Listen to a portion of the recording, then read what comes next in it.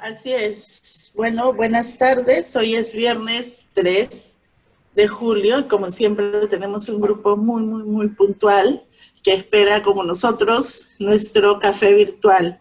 El día de hoy tenemos un tema que es realmente apasionante porque vamos a hablar sobre comunidades de aprendizaje. Roxana les va a contar un poquito más sobre la dinámica de hoy, que va a ser un poquitito diferente, solo por hoy. Pero en realidad estamos muy contentas. Hemos tenido una semana diferente, pero todo lo que hacemos, todo lo que hemos venido haciendo nos da muchísimo gusto. Y en realidad para nosotros el mejor momento de la semana es este, cuando estamos con ustedes. Esperamos que para ustedes también sea una sesión interesante y que se lleven algo con lo que ustedes puedan accionar más adelante. Así que las dejo en las expertas manos de Roxana para continuar con la sesión. Ok, perfecto. Bueno, como dice Nela, gracias, es una sesión solo por hoy día, distinta, no porque queremos cambiar algo, pero porque queríamos solucionar y ser flexibles, como ustedes conocen mejor que nadie, hay que ser, para poder traer algo súper especial a ustedes. Yo voy a hacer una presentación, pero una presentación a alguien que nos acompaña por grabación hoy día. Él está en Barcelona y aunque Cristian, no sé, fue una locura hace unos meses que a las 11:30 de la noche se conectó con nosotros, obviamente es mucho pedir para mucha gente empezar una sesión a las 11:30 y terminar a las 12:30 de la mañana. Entonces, tuvimos una sesión ayer pequeña para poder lograr tener en vivo y grabar a un experto en comunidades de práctica, comunidades de aprendizaje, Federico Malpica. Creo que se van a quedar, por más que esté grabado, creo que se van a quedar encantados. Espero que nos traigan mucho para poder anclar nuestra conversación, como hizo ayer, y de ahí nosotras, Nela y yo, vamos a facilitar el diálogo que siempre tenemos, y cualquier pregunta que nosotros no podamos contestar por nuestras propias experiencias con comunidades, lo que vamos a hacer es, de todas maneras, se las hacemos llegar a través de Federico. Él nos ha dado muchísimo para poner el toolkit, pero primero vamos a verlo en vivo, pero no vivo. En vivo de ayer. Les cuento un poquito sobre Federico. Federico Malpica es el presidente y cofundador de Instituto Scalae, de la calidad de la enseñanza y aprendizaje. Su conocimiento es un doctor en ciencias de la educación con especialidad en calidad y procesos de innovación educativa por la Universidad Autónoma de Barcelona. Tiene estudios de maestría en gestión y dirección de centros educativos por la Universidad de Barcelona y también un posgrado en calidad de la formación. Ha sido investigador, asesor, ha trabajado con DIFOTS como asesor para Minedu, creando algo que les va a comentar, creo, un poco en la grabación en unos minutos. Y lo lindo, porque siempre pienso que es lo más especial, es que él conoce la cancha. Él inició su carrera como docente de primaria, docente de secundaria, y de ahí en el mismo centro educativo o instituto educativo se hizo parte del equipo directivo. Entonces conoce lo que está pasando en la realidad y el contexto de los líderes educativos. Con eso ya los dejo con Federico, en vivo, grabado. Muchísimas gracias por la invitación, Rosana, Nela. Yo creo que es una iniciativa muy interesante y con muchas ganas de poder participar, además de poder conversar, que es al final lo que también a mí me gusta, y poder intercambiar, digamos, reflexiones, opiniones acerca de todo este tema tan apasionante que son las comunidades de práctica y las comunidades personales de aprendizaje para la mejora y el desarrollo docente. Y bueno, de mi parte, digamos, yo llevo ya años y llevamos años en el Instituto Scalae, sobre todo acompañando a instituciones educativas, precisamente para desarrollar su propia comunidad de práctica, su propia comunidad personal de aprendizaje, es una comunidad de colegas que sean capaces entre todos de reflexionar, de mejorar, de aprender unos con otros, ¿no? Y bueno, en base a toda esta experiencia, pues yo quiero hoy pues poner sobre la mesa un poquito algunas de las reflexiones que creo que han funcionado más y también un par de ejemplos que traigo el día de hoy para poder compartir con ustedes. Voy pasando algunas pantallas.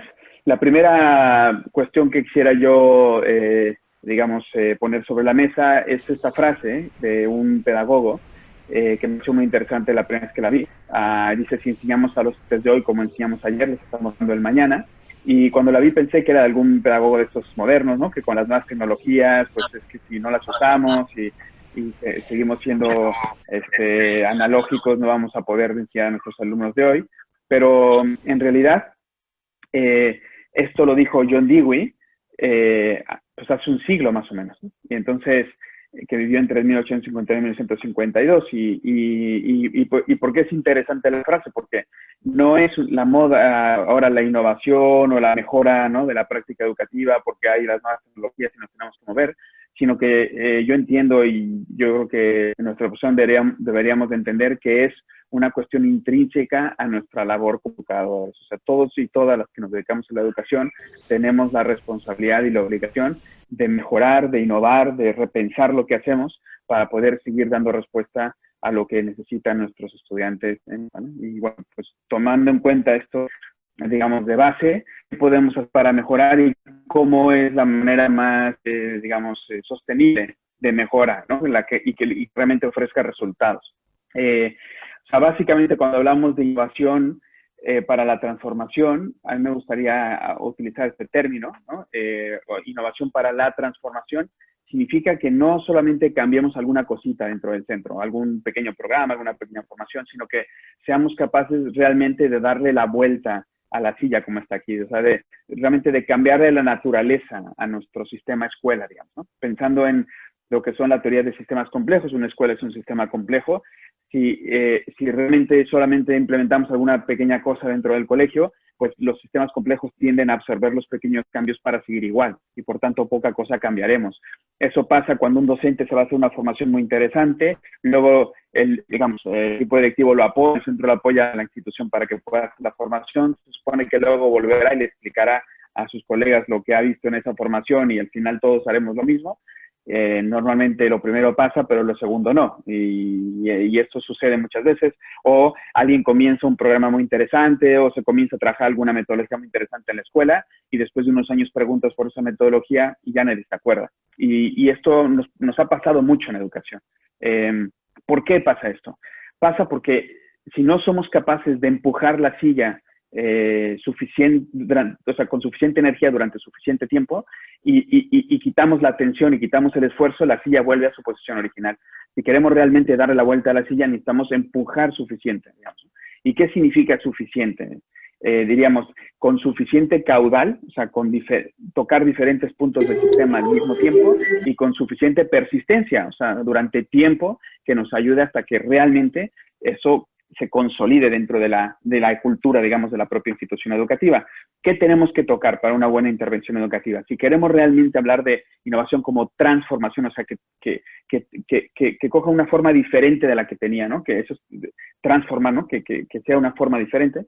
Por tanto, tendríamos que ver que en esa transformación realmente, por un lado, trabajemos las creencias de docentes, de equipo directivo, de las familias, de los estudiantes. O sea, si no cambiamos las creencias, no tendremos cambio.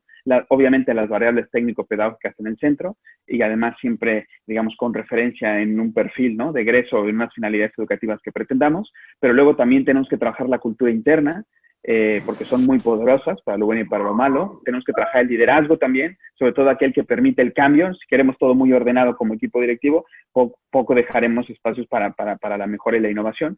En la relación entre agentes educativos, cómo comunicamos a las familias los cambios, porque a veces son las propias familias las que, digamos, en su mente está la escuela de cuando ellas eran estudiantes y por tanto, si hacemos cosas diferentes a esa imagen que ellos tienen, la cosa se puede complicar, ¿no? Y finalmente la gestión de la organización, que tiene que apoyar el cambio. Depende cómo estemos organizados. Si no tenemos espacios, si no tenemos, infraestructura, si no tenemos horarios para poder hacer las cosas, poco saldrá adelante, ¿no? Y entonces muchos cambios que pretendemos, lo que pasa es que no somos capaces al final de ver todo esto o no intervenimos en todas estas variables más las variables del entorno próximo que obviamente están presionando, y al final no hay un cambio como tal. Vamos a hablar un poco de eso el día de hoy, me gustaría que pudiéramos hablar, pero sobre todo, teniendo en cuenta que tenemos que tocar tantas variables, una de las variables más importantes es la del docente, pero no el docente de forma individual, sino que aquí hablamos del docente de forma colectiva. O sea, para un alumno que estudia, un estudiante que estudia en una institución educativa, lo que hace un docente con ese estudiante en un aula, aunque eso que haga el docente sea muy bueno, para ese alumno es simplemente una anécdota en su vida. Está muy bien, pero es un docente. Pero los resultados de aprendizaje de un estudiante se conforman por el conjunto de todo lo que sus docentes hacen a lo largo de toda su formación. Y por tanto, si hablamos de cambio como transformación, si hablamos de innovación realmente y no solo de anécdotas, no nos podemos conformar con que unos cuantos docentes hagan cosas interesantes en las aulas. Eso para mí no es una innovación, eso son anécdotas. Una innovación es cuando el centro, la entidad educativa, ¿no? la institución educativa logra hacerlo de forma colectiva. Las instituciones educativas que son de referencia a nivel mundial o a nivel nacional, que dan ganas de ir a visitarlas, nunca es porque allí hay un docente que hace una cosa interesante. Dan ganas de ir a visitarlas porque allí han logrado una práctica colectiva que vale la pena ir a ver, ¿no? Cómo lo han conseguido, ¿no? Y además también, desde el punto de vista de resultados de aprendizaje, eso es lo que tiene más influencia en los resultados de los aprendizajes de los estudiantes. Aquí pongo un ejemplo de un estudio de McLaughlin y Talbert, que ya definieron, ellos hicieron mediciones de pesos relativos entre la influencia del conjunto de docentes de un estudiante a lo largo de toda su formación y el conjunto de condiciones de su entorno, la familia, la condición socioeconómica, etcétera, y se dieron cuenta que tiene más peso lo que hace el conjunto de docentes con un estudiante a lo largo de su formación que todo el conjunto de las condiciones de su entorno. O sea, dicho de otra manera, independientemente de las condiciones del entorno estudiante, lo que hacen todos los docentes con él o con ella le puede cambiar la vida. Así de potente es, de manera colectiva, ¿no? Y por tanto, yo entendería que solo prácticas docentes colectivas realmente pueden asegurar consistencia, ¿no? La consistencia necesaria para luego ver resultados en los aprendizajes de nuestros estudiantes. Si queremos mejorar esos resultados, tenemos que desarrollar prácticas colectivas. Bueno, teniendo en cuenta eso, diríamos, bueno, ¿y cómo es esto? ¿A qué los vamos los docentes? ¿Y cómo hacemos para que sean colectivos? ¿Qué determina la eficacia, digamos, de la formación docente? Para mí la eficacia la determina lo que llamo yo las mochilas docentes. Cada docente lleva su mochila y en esa de didácticas que utiliza para dar clase, y con base en esa mochila, pues depende de lo que él sepa hacer, es al final lo que hace dentro del aula. Independientemente de libros que haya leído, de congresos que haya asistido, de formaciones, de webinars. Damos clase con aquello que sabemos hacer como docentes. El tema es cómo lo fuimos incorporando en la mochila. Y cuando hacemos una reflexión profunda de esto, nos damos cuenta que no fue a través de formaciones, digamos así, transmisivales. Fue observación de la práctica. Observación y práctica. Y obviamente, pues ayuda contingente, digamos, ayuda masiva, vamos a hacer esas prácticas. Pero, ¿por qué observación y práctica? Porque todos tenemos miles de horas de observación y práctica profesional desde que éramos pequeñitos cuando llegamos a la docencia. Todas esas prácticas las podemos desarrollar. De hecho, las desarrollamos, son con las que nos entendemos las personas. Así aprendemos los profesionales, observando, desarrollando, y dialogando y reflexionando sobre esa práctica, digamos. El problema es que ahora, ok, ya todos tenemos nuestra mochila, todos sabemos dar clase de una manera, ahora queremos incorporar nuevas prácticas, además queremos que esas prácticas sean colectivas, es decir, las mochilas son diferentes, pero cada uno tiene la suya, queremos introducir herramientas didácticas que sean comunes. ¿Cómo hacemos esto? ¿Y qué hacemos? Lo que es saltarnos la ciencia. ¿Por qué digo esto? Aquí es una pirámide del aprendizaje de Edgar Dale, que es, bueno, es unas investigaciones que hizo este colega en los años 60 en Estados Unidos.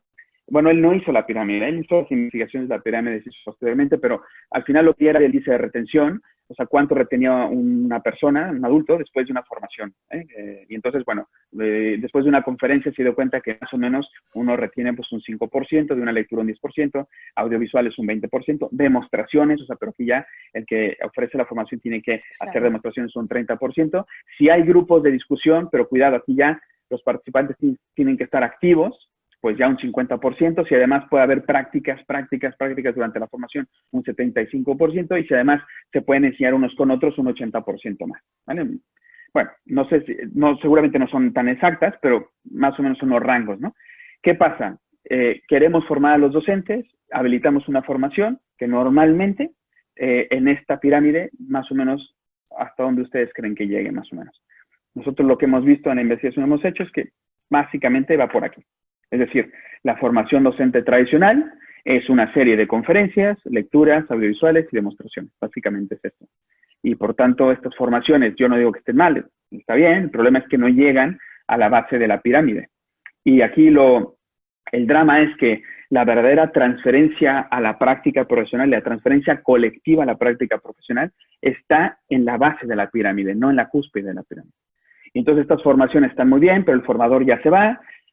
Hoy las prácticas y la discusión, la reflexión sobre eso, bueno, ya cada quien, ¿no? Cuando ya acabe la formación, el lunes ustedes vuelven a sus clases y cada quien se encarga de aplicarlo, ¿no? ¿Quién hace el seguimiento? ¿Cómo nos damos cuenta que eso realmente se ha transferido de manera adecuada? Y ahí es donde nos perdemos un poco. Y por eso la eficacia de la formación docente hoy día es bajísima. Según estudios, entre un 10 y un 15% de toda la formación que se da es lo que al final se transfiere al aula. Porque, ¿qué es lo que pasa? Claro, la formación es la que es, no le podemos pedir más, el formador ya está, ya dio su formación, ya se fue, pero ahora, dentro de la institución, tendríamos que tener precisamente esto, estructuras de grupos de discusión o de reflexión sobre la práctica, estructuras de práctica y de enseñanza y aprendizaje unos con otros. Y eso es, colegas, a lo que llamamos las comunidades de práctica o las comunidades profesionales de aprendizaje. Porque es que si no, ¿cómo le hacemos? Porque la otra alternativa sería contratarle un coach educativo a cada docente, pero es que parece que no hay coaches suficientes ni dinero que lo pague. Entonces, la alternativa es, pues, formarnos entre nosotros. Entonces, la formación está bien como para informarnos, pero la verdadera formación es en el día a día del aula, en el día a día del trabajo, en la reflexión que hacemos con colegas, en la situación concreta donde nos encontramos, en el colegio, en la institución, en el entorno donde estamos trabajando. Y eso solo se consigue, pues, si somos capaces de estructurarnos entre nosotros. Eso, 3 estructuras, grupos de discusión, prácticas y enseñanza unos con otros. Esto es lo que tendríamos que ver en cada centro educativo. Cada centro educativo tendría que tener sus espacios, su tiempo y su soporte para poder desarrollar esto. Y sería la manera de hacer sostenible todos los procesos de formación, porque si queremos que sea sostenible, algo lo tiene que sostener. Y si no tenemos estas estructuras, se va como agua entre los dedos. Si tenemos estas estructuras de trabajo entre iguales, entonces las formaciones comienzan a tener más sentido. Ya el formador se fue, pero ahora nosotros reflexionemos, lleguemos a acuerdos, desarrollemos nuestra práctica, convirtamos eso en un hábito docente colectivo, ¿no? Esa sería la idea. Entonces, por tanto, lo podemos concluir es que desde el punto de vista de la formación docente, está bien tener conocimientos, es importante. Esto, el grado de dificultad es bajo y el tiempo es corto, pero no basta con eso porque alguien puede saber y no dominar dentro del aula. Tenemos que dominar habilidades y eso ya lleva más tiempo y requiere eso, observación y práctica. Pero no solo habilidades, sino también actitudes. Tenemos que querer hacerlo. Y el problema es que si no participamos en nuestra propia formación, pocas ganas nos van a dar de hacerlo, o al menos eso es lo que nosotros hemos visto, ¿no? Y luego que no es individual, sino que es colectivo. No se trata, en todos los colegios, en todas las instituciones educativas, ya existen docentes que saben hacer y les encanta, ¿no? El problema es que no son todos, solo son unos cuantos, y nosotros queremos que esto sea colectivo, ¿no? Entonces, ¿cómo lo desarrollamos? Básicamente la idea sería un poco darle un poco la vuelta a lo que históricamente o cómo históricamente se ha trabajado la formación docente en servicio. Básicamente la formación normalmente siempre ha sido que tiene que ver con algo que ocurre fuera, o porque los docentes vamos fuera a formarnos, o porque contratan a alguien de fuera que viene a formarnos a la institución educativa. Normalmente es impulsado por instancias superiores, alguien más es el que organiza, el que elabora, el que diseña, el que imparte, y además los diagnósticos y tratamientos a veces se realizan incluso fuera del centro escolar. O sea, alguien más ya ha dicho en qué nos tenemos que formar. Y a nosotros docentes, pues nadie nos ha preguntado mucho de qué va. Y entonces, está bien, el problema es que la participación de los docentes es muy baja. O sea, el grado de participación de la instancia superior es muy alto y el grado de participación de los docentes es muy bajo. ¿Qué provoca esto? Provoca, entre menos participan los docentes en su propia formación, menos ganas les dan de incorporar, ¿no? Lo que decíamos anteriormente. Por tanto, en un modelo así tan vertical, pues luego el compromiso de los docentes es muy bajo para poner en marcha las cosas, ¿vale? ¿Qué pasaría si le pudiéramos dar completamente la vuelta a esto, ¿no? Esa es la idea, ¿no? O sea, ¿cómo sería el modelo? Si realmente la instancia superior solamente sirviera como facilitadora de esos espacios, de esos tiempos, de ese soporte, y fueran los docentes los que tuvieron que organizar todo, desde detectar las necesidades de formación, diseñar la formación, impartir la formación, evaluar la formación. O sea, que ellos fueran, ¿no?, los que hicieran el trabajo. ¿Cómo lo haríamos? Esto, básicamente, darle la vuelta a esta pirámide, es lo que llamamos las comunidades en práctica o las comunidades personales de aprendizaje, o también lo que se llama la formación basada en escuela o basada en la reflexión y la participación. Y aquí, básicamente, la formación docente no es algo que ocurre fuera. Fuera nos informamos, pero la verdadera formación ocurre dentro, entre colegas, cuando somos capaces de aprender unos con otros, que así aprendemos los profesionales. De hecho, así aprendemos todos los profesionales, en todos los sectores, digamos, ¿no? Y ámbitos profesionales. Así aprenden los médicos, así aprenden los abogados, así aprenden los arquitectos, estando unos con otros, haciendo proyectos juntos. En cambio, en la educación, parece mentira porque estamos rodeados de gente todo el día, pero sigue siendo una de las profesiones más aisladas que existe, profesionalmente hablando, porque tenemos pocos momentos realmente para hablar de nuestra práctica. Cuando nos reunimos, nos ponemos a hablar de los estudiantes, de las calificaciones, de los contenidos, de las próximas vacaciones, pero de nuestra práctica no. Y tenemos una cultura mucho de aulas cerradas, o sea, cada quien su espacio, cada quien su clase. Y si hay una ventanita, aún le pongo un póster para que no se vean. Y claro, así es difícil, ¿no? Y por tanto tenemos que darle la vuelta a esto. La formación docente como algo que ocurre dentro entre colegas, centrado en las necesidades de la escuela, y que los diagnósticos y tratamientos los realicemos dentro, los que somos parte de esa comunidad profesional de aprendizaje. Bueno, esto es importante porque aquí tenemos mucho que hacer y podemos hacer mucho realmente, porque no tiene que ver con, digamos, hay docentes que a veces pueden estar en contra o sí, pero no tiene tanto que ver con su manera de comportarse o con su carácter, sino más bien con la manera de organizarnos. Y de ahí saldrá mucho, porque las personas nos acabamos adaptando en función del grupo donde participamos. Entonces, si generamos nuevas dinámicas, podemos generar nuevos comportamientos y a su vez estos generan una nueva cultura. Los hermanos Johnson & Johnson, que son investigadores digamos, del aprendizaje cooperativo, esto lo publicaron en el 94, se dieron cuenta, haciendo investigaciones de configuraciones de aula para ver cómo se aprendía mejor, que más del 85% de la conducta de los miembros de una organización es directamente atribuible a su estructura, no al carácter de los individuos que la componen. O sea, no es que unos quieran menos, unos sean malos, otros sean buenos, no. Es que estamos organizados así, y la organización al final determina cómo nos acabamos comportando. Y cómo nos acabamos comportando acaba determinando la cultura que tenemos. Entonces, las escuelas están organizadas, la verdad de las cosas, hoy en día, de manera muy vertical, y donde los docentes tienen muy poca participación. Básicamente, la participación es asiste, pero nada más. Y por tanto, pues luego tenemos las consecuencias que tenemos. Teniendo en cuenta esto, pues aquí les presento 3 estructuras de trabajo, ¿no? Una estructura sería los grupos de mejora, ¿vale? Que están bien, pero son siempre actuaciones individuales por iniciativa personal. Y por tanto, bueno, eso sería una manera. Otra serían equipos de mejora, pero aquí es la institución la que determina, oye, unos cuantos, ayúdenos con esto, hagan esto, trabajen esto, ¿vale? Y esos serían los equipos de mejora. Y luego la comunidad de práctica o la comunidad personal de aprendizaje, donde todos están integrados con todos, donde, como ven, hay un círculo, porque detrás, digamos, es importante que la comunidad tenga un referente, tenga un objetivo común, que va más allá de lo que hace cada grupo o cada rol, ¿no? Que en este caso es el perfil de egreso. O sea, estamos todos trabajando en esta comunidad de práctica para mejorar la capacidad que tenemos para que nuestros alumnos aprendan lo que hemos dicho que van a aprender, ¿no? Y ese es el perfil de egreso, las finalidades educativas. Claro, depende cómo estemos organizados, acabamos con unas prácticas u otras. Si son grupos de mejora solamente, está bien, pero al final eso da pie a prácticas anecdóticas. Uno sale por ahí con una cosa interesante, otro por allá con otra cosa interesante, pero nunca generamos consistencia. Si los equipos de mejora están bien, también, pues los encarga la institución. El problema es que eso genera culturalmente prácticas impuestas.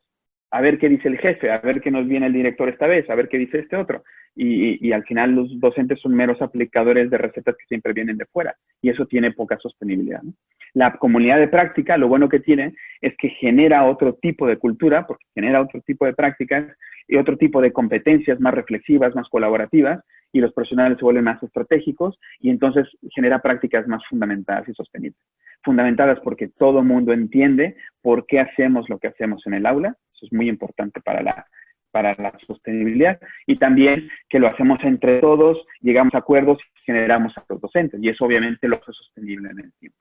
¿Vale? Ese es el tema de las comunidades de práctica, y por eso son tan recomendables de establecer en las instituciones educativas, aunque no vengamos de esa cultura. Y claro, aquí se dice fácil, el tema es cómo las desarrollamos. Yo creo sinceramente que ya tenemos embriones de las comunidades en los grupos y los equipos, que prácticamente en todas las instituciones educativas hay alguno, simplemente tenemos que hacerlo evolucionar hacia la comunidad de práctica, ¿no?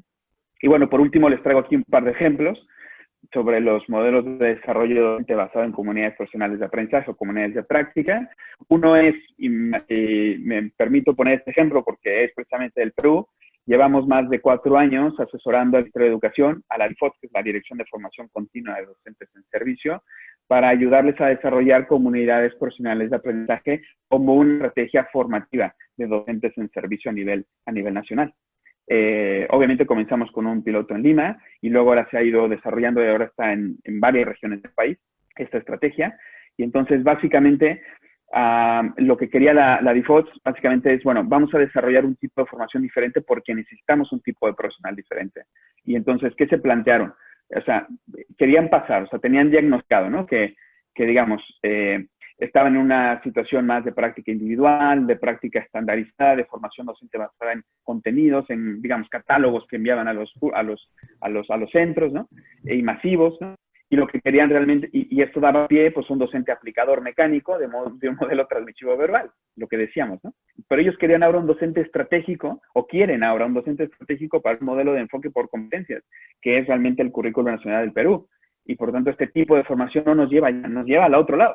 Y entonces había que cambiar la formación docente en servicio. Entonces ellos están imaginando pues una práctica más colegiada, una práctica más reflexiva, formación centrada en la práctica pedagógica, centrada en el desarrollo de competencias, obviamente una oferta formativa más diferenciada y más organizada por itinerarios, ¿no?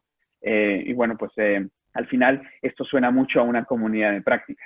Y esa es un poco la idea de dónde parte todo este trabajo. Y entonces lo que hicimos fue ayudarles a darle la vuelta un poco. En lugar de que el ministerio envíe catálogos de cursos a los centros educativos o no solo eso, ahora, ¿por qué no lo hacemos al revés?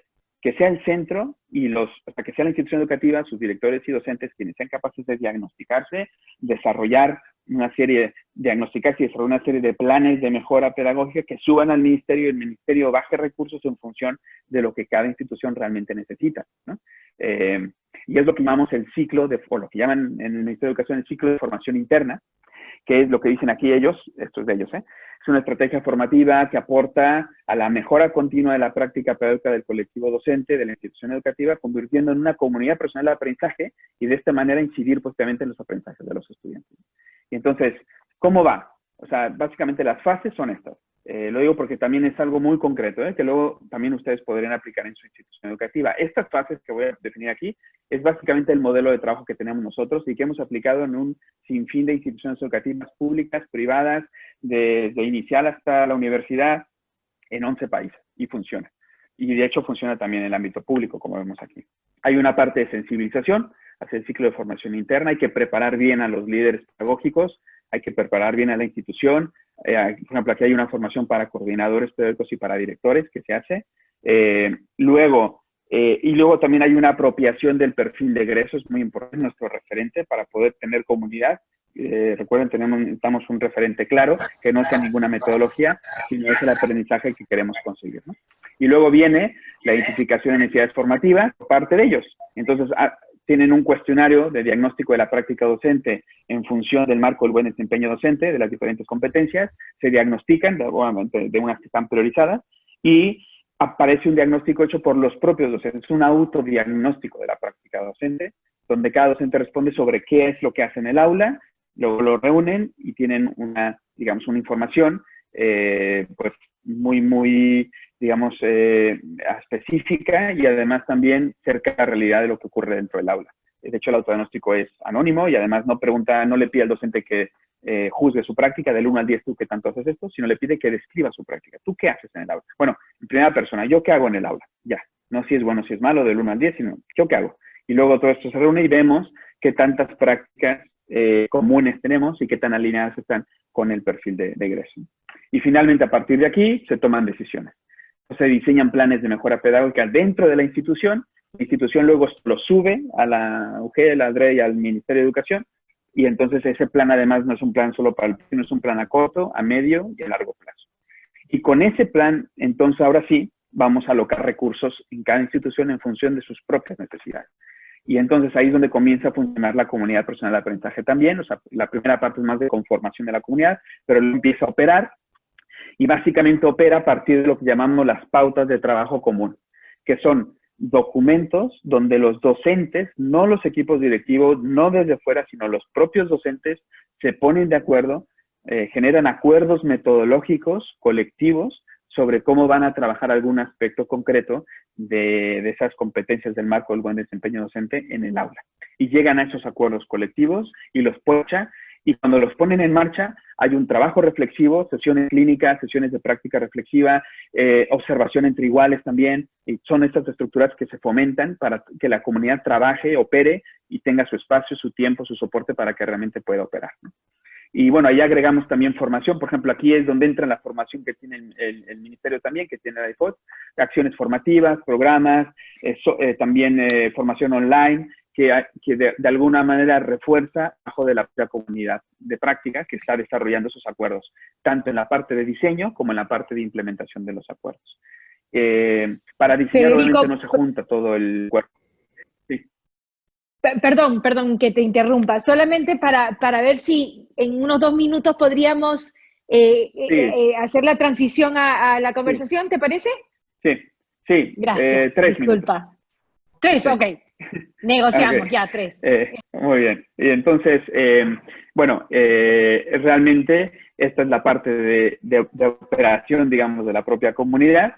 Y obviamente todo esto tiene también pues, un balance, recolección de evidencias de la práctica pedagógica, donde involucramos a todos, digamos, ¿no? Esto se hace a través de lo que llamamos una evaluación docente 360 grados, que es una parte de autoevaluación de los propios docentes. Si el docente no es consciente de lo que hace, pues no puede mejorar, ¿vale? Por tanto, eso es una parte en el trabajo de la propia comunidad, evidencian su práctica. De hecho, tienen su propio portafolio, evidencia en la práctica y tienen y las evidencias también se comparten entre colegas, y sería la parte de coevaluación, también con las sesiones clínicas o con la observación entre iguales, la heteroevaluación que viene de los coordinadores pedagógicos y directores y también incluso de fuera, y la evaluación de impacto, que es estas prácticas que hemos incorporado ya de manera colectiva, qué está pasando en los resultados de aprendizaje del alumnado y vemos si se puede correlacionar, ¿vale? Bueno, esto sería y luego otra vez, volvemos otra vez a la parte de análisis de necesidades formativas, revisamos nuestro plan de mejora, seguimos alimentando la comunidad sigue operando y sigue desarrollando acuerdos. Entre más acuerdos tenemos,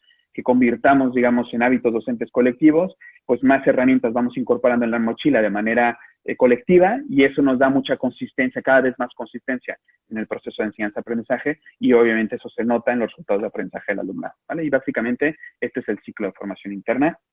Y por otro lado les traía de ejemplo esto, simplemente luego ya lo pueden ustedes ver, entrar en teacherspro.com, pero básicamente es un ejemplo de una comunidad profesional de aprendizaje online. Es una plataforma que en sí misma es una comunidad profesional de aprendizaje online, donde los docentes tienen su propio portafolio, pueden analizar su práctica docente en 16 competencias críticas para la docencia, pueden desarrollarlas a través de la plataforma, pueden compartirlas con otros docentes. Tenemos un sistema de peer review que permite la revisión entre iguales, pero además también los equipos directivos pueden acompañar esa transición, pueden revisar lo que está sucediendo y qué tanto realmente se está transfiriendo al aula, y finalmente esto también se puede certificar. Entonces, lo que hemos visto con este ejemplo es que incluso si los docentes no se ven las caras, son capaces de crear una comunidad en prácticas, de aprender unos con otros y de desarrollar, digamos, sus competencias. Entonces, bueno, pues esto era el ejemplo que traía.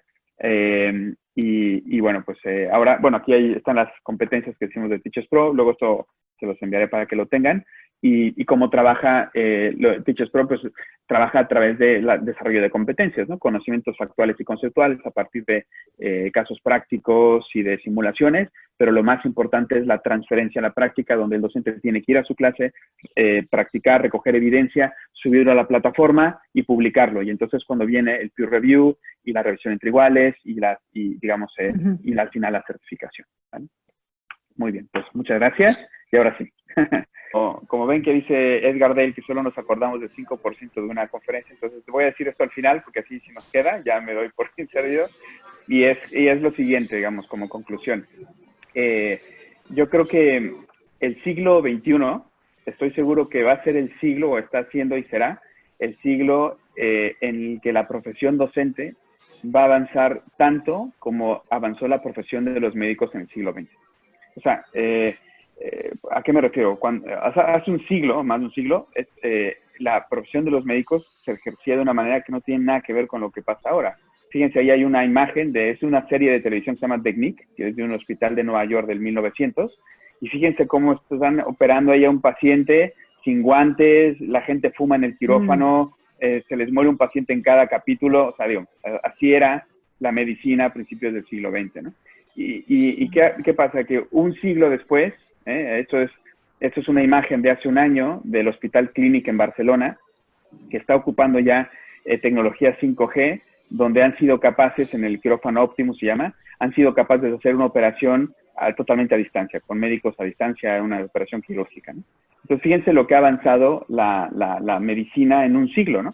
Y dices, pero ¿cómo ha sido posible? Pues yo creo que esto, tanto así, avanzaremos en el siglo XXI en el ámbito de la educación. Claro, a nosotros no nos tocará verlo, pero estoy seguro que la manera de dar clases a principios del siglo XXII será totalmente diferente y la manera de comportarnos como colegas y de la cultura profesional será totalmente diferente de cómo estamos y cómo comenzamos este siglo. ¿Qué necesitamos? Porque nosotros no lo veremos, pero podemos colaborar con ellos. O sea, solo necesitamos 3 cosas, que fue lo que hicieron los médicos para poder desarrollar su profesión. Una cultura a la altura de su profesión. O sea, los médicos, son 3 cosas las que fomentan. Una es la fundamentación médica. O sea, todo médico sabe por qué hace lo que hace y por eso son los tratamientos médicos siempre fundamentados en la evidencia científica, a pesar de que no siempre acerten, pero al menos te fundamentan por qué hacen las cosas, ¿no? Trabajo colegiado, o sea, todos los médicos trabajan en colegiado. De hecho, todas las series de médicos siempre son en equipo, no sé si se fijan. En cambio, las de los docentes siempre es de un docente que hace no sé qué, pero en cambio las de los médicos siempre son en equipo. O sea, esto ya está en la cultura profesional. Y también la mejora de la práctica médica. O sea, mucho de cómo mejora la medicina no es lo que se hace en los laboratorios, es lo que se hace en los hospitales. Ahora, con toda la crisis del coronavirus, lo hemos visto, que ha sido así, y cómo los protocolos médicos rápidamente mejoran en función de la propia praxis que se hace en los hospitales. Y lo que yo digo es, ¿por qué no podemos tener lo mismo en educación? Si solamente necesitamos 3 cosas en educación. Primera, fundamentación pedagógica. O sea, entender que todo lo que hacemos en el aula tenga un porqué, ¿no? Y podamos evidenciar y fundamentar por qué hacemos lo que hacemos en el aula. Eso todo profesional de la educación debería poderlo decir, ¿no? Luego, trabajo colaborativo, que entendamos que eso es una profesión en equipo, no es una profesión individual. La educación es una profesión en equipo porque solo en equipo lograremos desarrollar competencias en nuestros estudiantes. Nadie puede arrogarse la responsabilidad de formar en competencias por sí solo o por sí sola porque no tiene el tiempo suficiente a sus estudiantes. Y por tanto es una profesión en equipo. Y también aprendemos en equipo. Y entonces, cultura de aula abierta, cultura de espacios de compartir, eso es parte de lo que necesitamos. Y finalmente, mejora de la práctica educativa. O sea, que lo que hacemos ya lo hacemos bien, pero siempre lo podemos hacer mejor si tenemos datos y si tenemos tiempo, espacio y soporte para poder reflexionar sobre lo que hacemos y así poderlo mejorar, ¿no? Y por tanto, bueno, esto sería una conclusión. Y la otra, pues una pequeña frase para terminar, ¿no? Porque así como dicen los yogis, ¿no? Que de la verdadero cambio o transformación no es cambiar la vida, sino es cambiar a uno mismo, pues yo digo que en la educación, la verdadera transformación no es cambiar la educación, sino realmente pasa por cambiarnos a nosotros mismos. Si somos capaces de cambiar nosotros mismos, colegas, tendremos otra profesión, ¿no? Y podemos mejorar nuestra profesión y lo que hacemos en las aulas y obviamente también lo que aprenden nuestros estudiantes. Así que nada, pues muchas gracias. Lo interrumpí en la sesión por los tiempos. Había tanto que él ha querido conversar con nosotros. Para los que recién nos acompañan, disculpen las dificultades o que nos acompañaron después de haber iniciado y verán que es una grabación. Federico no está con nosotros porque está durmiendo. Él está en Barcelona y ya son más de la medianoche. Entonces ayer nos acompañó y grabamos la sesión en vivo con él para poder compartir. Esperamos, Nela y yo, que la riqueza de lo que ha compartido se transmita aunque no sea en vivo.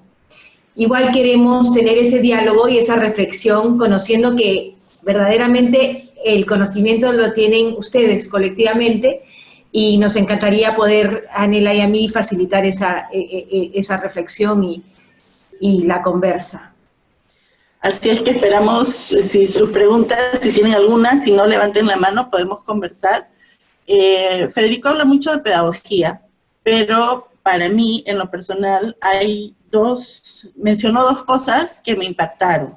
Uno, dice, la verdadera formación ocurre dentro y entre colegas. O sea, más que ir a participar de un evento, ¿qué es eso? Un evento, un momento en el tiempo. La verdadera formación ocurre cuando nos reunimos entre colegas y dialogamos sobre lo que es nuestro tema, que es la pedagogía. Y lo otro que dijo, que creo que para nosotros es sumamente importante, es que el que entra a una comunidad de práctica, entra a aprender. Entonces, esta es una comunidad de práctica, todos estamos en el tema de educación y todos aprendemos todas las semanas unos de otros. Eso es lo que motiva, digamos, una comunidad de práctica, el aprender y el aprender juntos. Porque además menciona en otro momento que el tener un profesor extraordinario no hace una gran diferencia en la vida de un niño si es que no es un conjunto de docentes. O sea, para lograr un impacto que sea significativo, necesitamos mejorar todos como comunidad. Entonces, no sé si alguien tiene una pregunta. Pueden levantar la mano. Pueden levantar la mano o activar sus micrófonos o ponerlo en el chat. Comentario, conexión a lo que están haciendo en sus escuelas. Hola. Sí. Susana, recién entiendo más o menos por dónde va el tema, ¿no? Después de la explicación del señor.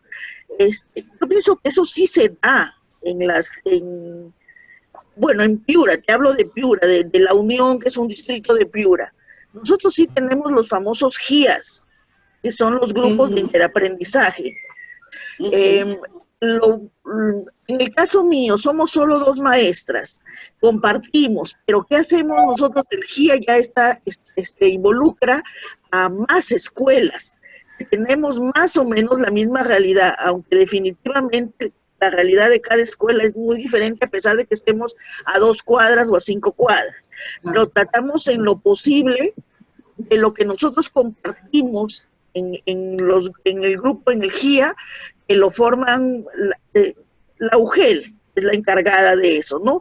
Pero mayormente lo hacemos por afinidad, porque uno trabaja más bonito cuando estás con tus amigas, tus amigos, y siempre hay una que otra que sabe, está empapada más del tema y es la que comparte, y ahí es el hilito que jala para que todas compartamos nuestra problemática, ¿no? Y cómo la podemos solucionar. Y en verdad, igual que Nela, a mí también me impresionó cuando dijo si un maestro hace bien las cosas, hace la innovación y todo lo que tú quieras, pero si no es todo el grupo de maestros, no se va, el niño no va a mejorar, no va a ser más efectiva ese aprendizaje, esa educación, ¿no? Y también cuando decía al principio que si le enseñábamos como lo hacíamos de la manera tradicional, le estábamos robando el tiempo a ese niño, ¿no? Y robando el aprendizaje.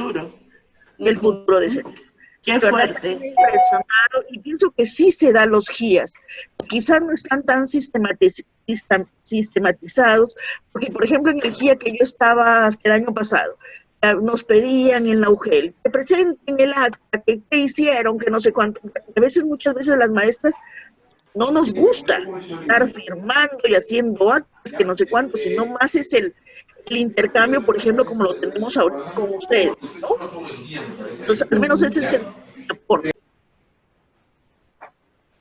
Hola, si me permite, Nela. Hola. Sí, adelante Irma, ¿verdad? Sí, Irma, para hacer un comentario, miren, yo les cuento porque conozco muy de cerca este trabajo que ha planteado nuestro amigo es muy interesante y a nivel nacional ya se viene trabajando. Se está trabajando con el ciclo de formación interna en diferentes regiones. Por ejemplo, en el caso de Piura, porque conozco muy de cerca el caso de Piura, ya se viene trabajando a nivel de las instituciones educativas GEC con 40 instituciones educativas GEC. Y este año se han implementado algunas más, ¿no? Entonces con ellos completan los 40. Pero lo interesante de todo esto es que no solamente son estos colegios focalizados o estas instituciones educativas focalizadas que vienen trabajando esta forma de comunidades, digamos, de aprendizaje que se está dando, y se les está dando las pautas a partir de todas las necesidades de los docentes, de los estudiantes, para poder mejorar el servicio educativo, porque a eso apuntamos. Pero también, sin necesidad de esta intervención, les digo, en las instituciones educativas GEC ya se viene trabajando, por ejemplo, de alguna manera las comunidades de aprendizaje, no con la rigidez como lo ha presentado acá nuestro amigo, sino en el sentido de que se está trabajando las horas colegiadas, digamos así. Hay un espacio dentro de del cronograma, ¿no? Dentro de las horas, sobre todo en las instituciones educativas G, que es lo que conozco muy de cerca, que se asignan horas de trabajo colegiado. Entonces, esas horas de trabajo colegiado permite a que los docentes, ya sea por áreas, ya sea por grupos, ¿no? Entonces, área de ciencias, área de letras o áreas de curriculares, se reúnan para intercambiar esas experiencias, porque la riqueza está en el intercambio de experiencias, ¿no?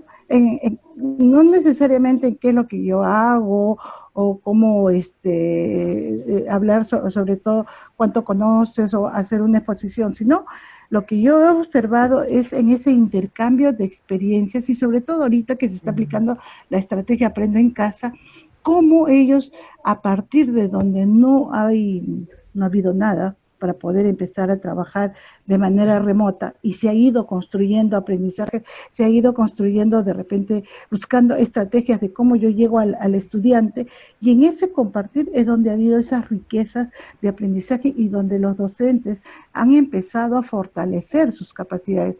Ha sido, si bien es cierto, en un inicio muchos docentes no encontraban la herramienta y una maestra me decía, mire, Miss, durante los 15 primeros días en nuestra institución educativa adoptamos una estrategia y no nos dio resultados, pero a la siguiente semana reformulamos todo y todos con ese compartir de experiencia, porque nos juntamos, nos reunimos. Entonces, si bien es cierto, no es precisamente como teóricamente, como lo he dicho, para en donde han estado los triangulitos y esta forma de presentar, ¿no? de nuestro amigo, como él decía por aquí, esa comparación de las diferentes estructuras, ¿no? Para superar el reto de la formación docente. Si bien es cierto, apuntamos a una comunidad de práctica, ¿no?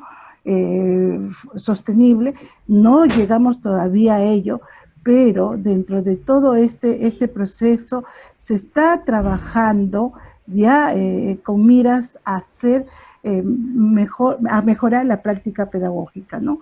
A mejorar ese deseo de querer llegar al estudiante, ¿no? Por ahí se está yendo, ¿sí? Gracias, Irma.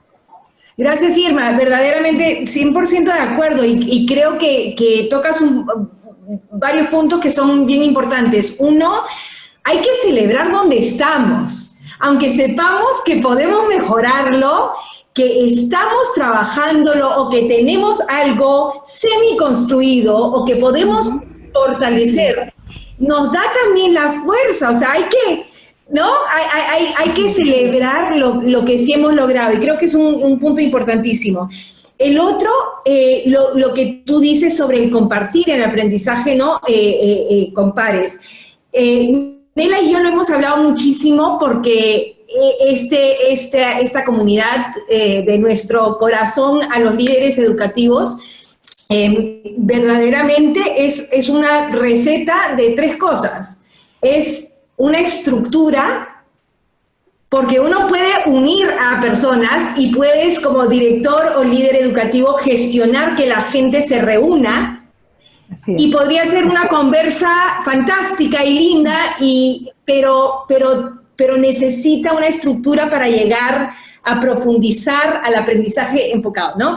Creo. Entonces, necesita, la receta, 1, estructura. 2, contenido, ¿no? Usando la data que tenemos, cuáles son nuestras brechas en nuestro contexto, qué es lo que quiero como líder llegar a desarrollar en nuestros docentes, y ahí meter el contenido para esa estructura, ¿no? Y ahí se ancla la conversación, el compartir. Y lo tercero es esta comunidad. Es lo que nos engancha, somos humanos, entonces no podemos aprender de mejor forma que profundizando con otros, ¿no? Entonces, solo para tocar lo que habías mencionado, definitivamente esa comunidad, el compartir los conocimientos entre pares es enriquecedor.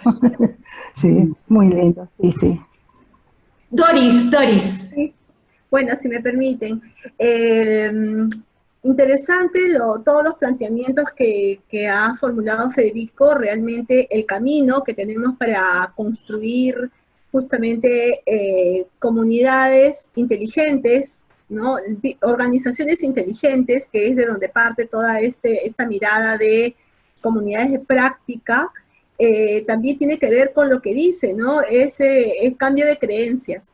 Entonces hay muchas creencias instaladas por décadas en el magisterio en general no vamos a hablar, no vamos a hacer distinciones, pero esas creencias justamente dan paso a determinadas conductas o comportamientos de parte de los docentes, y ese es un gran reto que tienen siempre los directores, los líderes, porque hay que vencer muchas resistencias.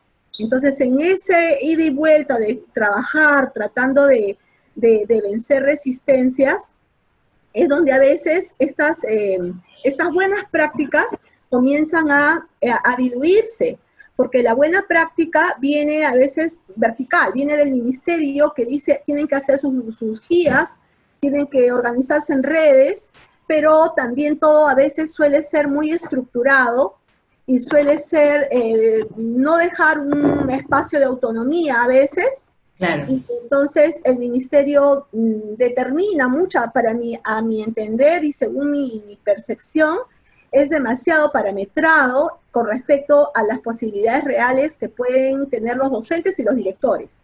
Es como si yo, ministerio, no confiara plenamente en las capacidades de mis docentes, entonces les tengo que dar todo tan digerido que les limito el sentido de innovación y de creatividad. Porque, díganme, por ejemplo, las clases de Peroeduca que me las bajo y simplemente le cambio el título y lo de la contextualización es un decir. Entonces, hay muy buenos aportes, definitivamente en el ministerio hay mucha gente interesada en promover el desarrollo de la educación, muy profesionales, muy técnicos, pero pienso que falta ese ingrediente de autonomía real para los líderes educativos, para que puedan encontrar sus propios caminos y generar una propia cultura, que como bien decía, creo que Irene, decía, cada escuela es un micromundo, con sus propios códigos, con sus propias formas, culturas, rutinas. Entonces, todo eso, la transformación implica que el líder tenga claridad en todos esos aspectos que pueden ser colaterales al aprendizaje, pero que tienen un impacto. Y desde el propio manejo del docente, no todo puede ser tan estandarizado, ni tan burocrático, porque he acompañado también en algún momento alguna red, algún grupo de interaprendizaje. Hay muy buena voluntad, hay muy buenas ideas, pero que se pierden porque en el guión que se entregó no figuraba eso. Entonces, en ese guión no estaba, entonces se perdió. Entonces creo que hay un gran reto por parte de los líderes educativos, los directores, que tienen que armar su propia estructura, su propio sistema, su propio camino y comenzar a vencer resistencias y al cambio de creencias y a saber identificarlas. Es lo que se conoce como gestión del conocimiento, o sea, cómo cada escuela gestiona el propio conocimiento, el capital intelectual que comienza a generarse a través del tiempo. Cómo eso se está sistematizando. Poco parte de lo que habla la gestión del conocimiento es que a veces en ciertas instituciones hay líderes positivos, pero son los que lo saben todo. El día que ese señor, esa señora se jubila, se fue todo su conocimiento para allá. Nunca más, no sabemos cómo capitalizarlo, porque no es sostenible, claro. Se pierde sostenibilidad y no se ha compartido, pero de una manera estratégica. Entonces ese es un reto que yo lo dejo simplemente como un comentario en esta oportunidad que me ha venido a la mente, pero yo creo que el gran reto es ese, generar mayor autonomía, que tengamos claridad en que los cambios van a venir en la medida de que el director también tenga un poco más de posibilidades de hacer su propia estructura. Y si bien es cierto, el ministerio es un elemento de soporte y apoyo, es solo eso. No puede ser que todos seamos igualitos. Nada más, eso es todo. Buen punto, y hasta para personas que son que vienen de colegios particulares, o sea, y que quizás no es exactamente igual. La idea es tener esa autonomía en qué y cómo, ¿no? Es fuerte, y lo que dijo del 85%, que es estructura, ya me voy a quedar callada. Nela me está mirando con una cara que ya veo. Roxana se queda callada, se acabó. Bueno, yo quiero, ya van a ser es más, las 5:30. Yo quería cerrar solamente, bueno, aquí está la encuesta que les agradeceríamos por favor que conteste, pero quiero cerrar con la conclusión que hizo Federico en su presentación. Y él dice de que él espera que para el siglo XXI la profesión docente tenga el avance, tenga el desarrollo que tuvo la profesión médica en el siglo anterior. Y él explicaba que la profesión médica avanza por 3 puntos específicos. Primero, porque se organizaron y trabajaron en lo que es fundamentación. Todo lo que se hace por algo, ¿no? Entonces se fundamentaron todos sus procedimientos, todo lo que hacían en base a su conocimiento. En segundo lugar, hubo mucho trabajo colegiado, y en tercer lugar, hubo una mejora de la práctica médica como consecuencia de estos pasos anteriores. Entonces, lo que él decía es que para nosotros ese es el reto, que quizás nosotros no lo veamos, pero a nosotros en este momento nos toca poner esas semillas. Nos toca hacer fundamentación pedagógica de todo lo que hacemos. Que cuando hablemos con los padres de familia, les digamos por qué hacemos lo que hacemos, basado en nuestro conocimiento pedagógico, ¿no? Que cuando hablemos con el ministerio, que cuando el ministerio dialogue con otras áreas, con economía, ¿no? Qué sé yo, pueda fundamentar lo que se hace. Y en segundo lugar, el trabajo colaborativo. Parte de ese trabajo colaborativo son las comunidades de práctica, ¿no? Que trabajemos todos juntos y que aprendamos todos de todos. Y en tercer lugar, la mejora de la práctica educativa, que como consecuencia de todas esas semillas que estamos sembrando, de todo ese trabajo duro, realmente se produzca una mejora en la educación para bien de todos. Yo cierro con ese comentario. Roxana, tú nos despides y nos cuentas todo lo que tenemos en el toolkit, por favor, que está bien gordito ese toolkit para esta semana.